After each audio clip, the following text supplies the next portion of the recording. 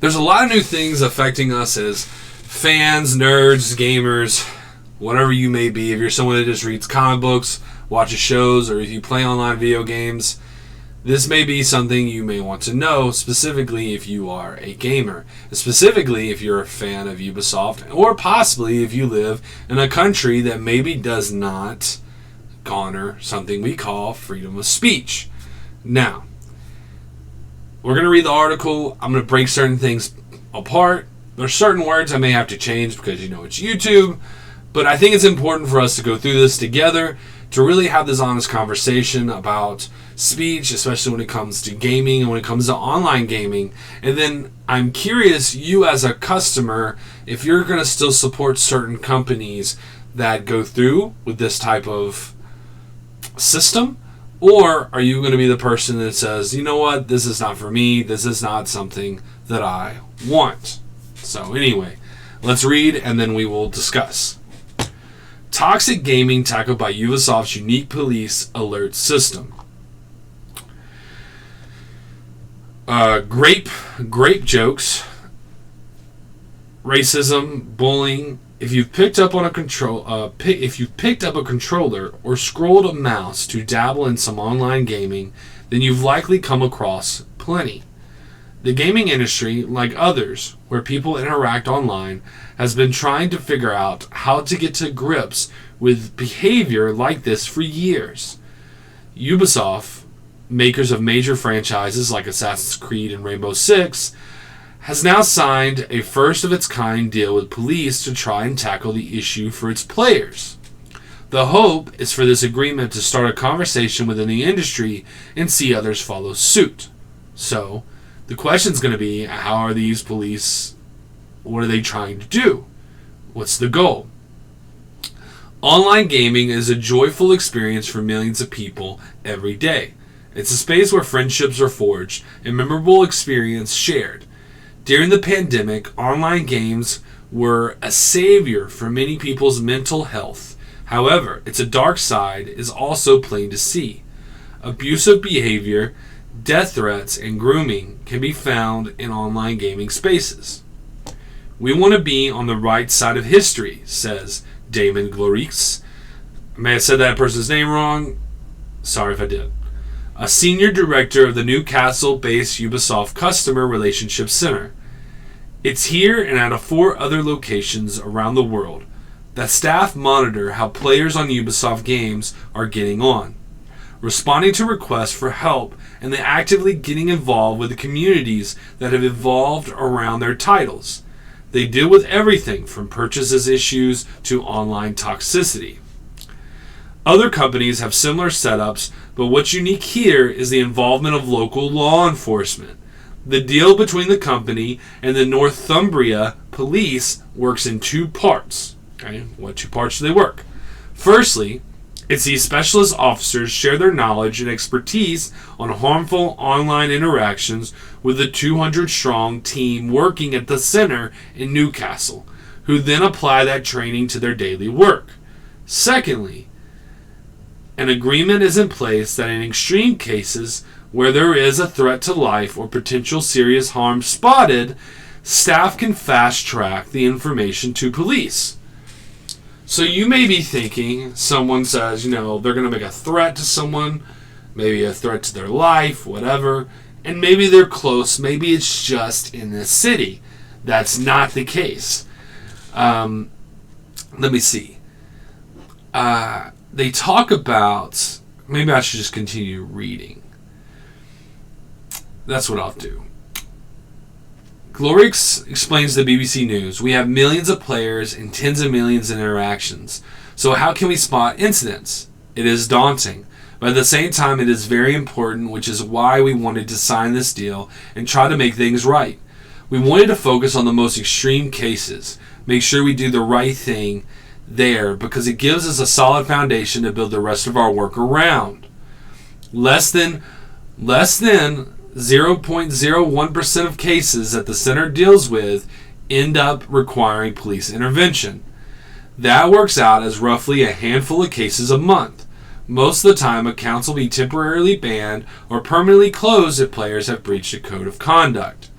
Staff in Newcastle can also recommend the company start legal proceedings in some instances. Threat to life. Andrew Holliday and his team deal with cases that get close to or reach the threshold for police intervention. This isn't just a gaming problem. It is an internet problem, he begins. There's a real appetite to make the whole ecosystem a better place. What we're working on closely with police on is, they said this wrong. I think training is on training, I think, but they said triaging. Like triage, but triaging, I don't know. I don't think they said that incorrectly, but where we look at the case and decide, is this one we can deal with in-house, or is this something we need to pass on? Gaming is a global, and some of the cases seen by staff here is cross-national borders. See, that's what I was wanting to get into. It's because they're going to say what happened in a second, but what happens if someone from another country says something naughty to someone else that they seem to be inappropriate, they seem to be invalid, or they seem to be a threat to someone's life? Well, gamer words are words for a reason. You may get mad, you may be playing a game where you're shooting each other, you may say something because you're joking, whatever. Does this turn into something where all of a sudden the cops come and knock on your door? Holiday tells us about a recent case in Norway saying things were said and behaviors displayed that hit our threshold for intervention. There was a threat to life or serious harm. The agreement with Northumberland Police meant that after we flagged it, even though it wasn't a UK citizen, they were able to get Norwegian authorities involved. It was a lot quicker, more efficient, and safer than trying to do it as a private citizen. So, someone in Norway threatened someone else. This UK police department sent an alert to the Norwegian police for them to handle it. There's a lot more that we could get into in the article. They use this woman who's using her son as a proxy to claim about why this needs to be a thing.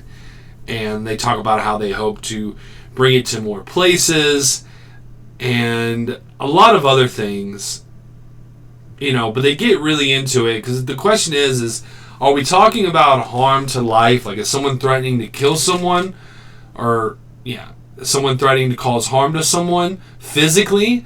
Are we just talking about words? And, there's a lot of countries that think they have, like, freedom of speech, and they really do not have freedom of speech. And even the country that I live in, which is the United States, we have our own current issues we're dealing with. But I find this concerning.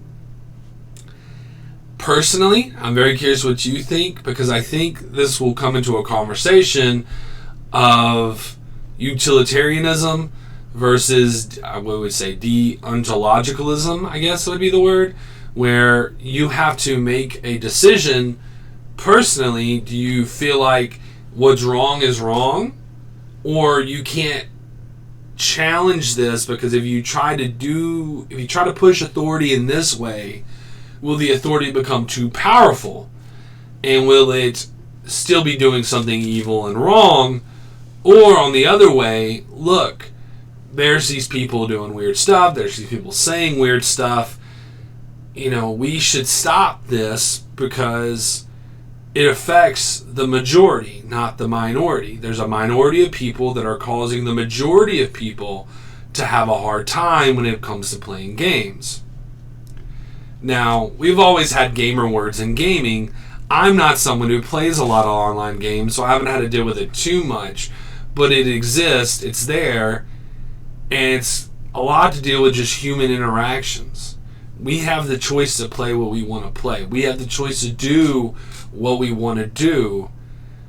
And if toxic words are the reasonings that you're going to try to silence that type of speech when it comes to gameplay, how long will your company survive? How many people will actually play your games if there's a threat that they may be arrested because of what they say?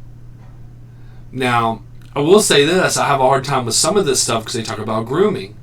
You know, how many groomers are on games like Roblox and a few of these other games that are for kids where they're trying to have conversations with kids, build relationships with children, trick children into sending them lewd photos or whatever else, or giving up their locations so they can find them.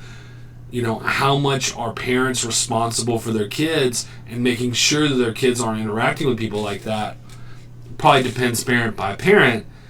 And so those things would make me go, you know what, maybe there should be intervention here. Maybe there should be things watched out for here. The problem is that they're going to go too far. Things like this always go too far. They always take away more speech. And at this point, this isn't even me talking to you making this a political issue. This is me talking to you this is not going to be very fun for you issue. And that's just me personally. Like I said, I don't play online games, but are you allowed to joke with people? Are you allowed to make fun with people? Are you allowed to be crass, be rude, be all these things in a video game? Are you allowed, if you're shooting someone in the face in Call of Duty, are you allowed to say that you unalive them? What are you allowed to say? Or if you get shot by somebody, and because it's in a game. You know, you're talking about a game where you're taking these virtual characters and eliminating them. Are you allowed to make gestures and say things like that without the police knocking on your door? And what's the bigger point here? Where does this all come down to? Is it just to have more control? Is it just to, find other ways to get people to maybe pay fines or tickets or other things like that? I think it really comes down to probably controlling more people. But I find this concerning.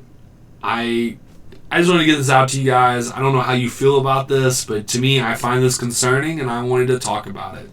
So do you think these things are a good idea?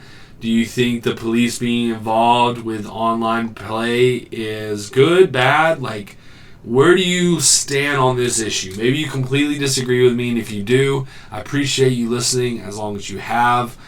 But guys, like I said, let me know what you think. And the rest of the day, guys, whatever you're doing and wherever you're going, I hope you're having a good one. Peace.